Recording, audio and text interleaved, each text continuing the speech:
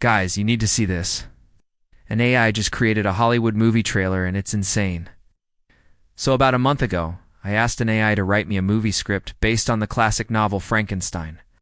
And in just a few minutes, it spat out a full-length movie script. The crazy thing was the entire story was actually coherent. It had a beginning, middle, and end. The dialogue flowed really well. It wasn't long-winded or awkward, and it was scary. Like legitimately scary. And then just last week, another AI came along that can take a text-based story and add in lifelike voice acting. So I decided to use these two A's together to create a full-length horror movie trailer based on the script that the first AI wrote. So I fed the second AI the script that the first AI wrote and told it to create a voice track with as much emotion and as much character as possible.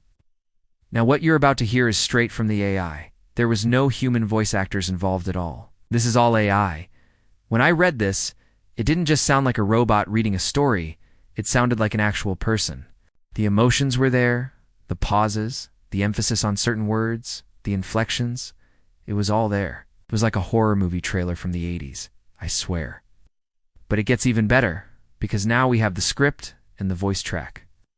I decided to feed that into yet another AI, which can take text and images and stitch them together to make a video.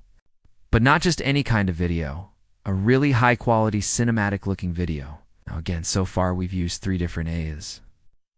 The first one wrote the script, the second one provided the voiceover, and the third one is going to give us the visuals. Okay, so here is the movie trailer that the AI generated. Again, the only human involvement was me asking the AIs to do what they did. Everything else was completely AI generated.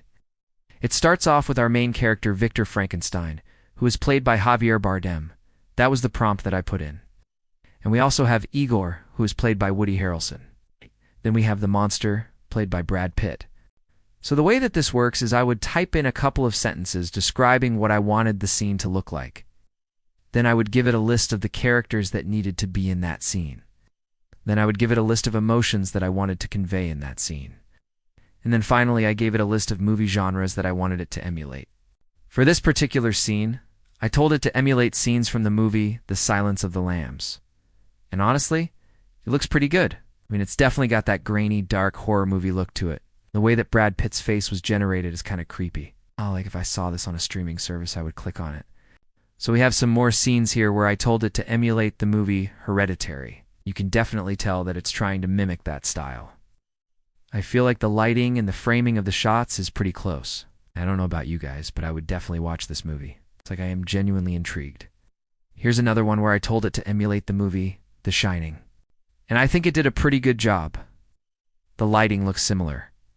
Jack Nicholson's eyes are scary. And here's a funny one. I told it to emulate the style of Quentin Tarantino. Oh, and yeah, this is what it came up with. I don't know why the nose hairs, but for some reason it seems to think that that's what Quentin Tarantino would look like. Can AI replace filmmakers? Now that we've seen what it can do, it's obvious that AI can replace some aspects of filmmaking, but I don't think it can fully replace a director just yet. Let me know your thoughts on this in the comments down below. And also check out this video over here which YouTube thinks you should watch. Hit the subscribe button if you're new, and I'll see you in the next one.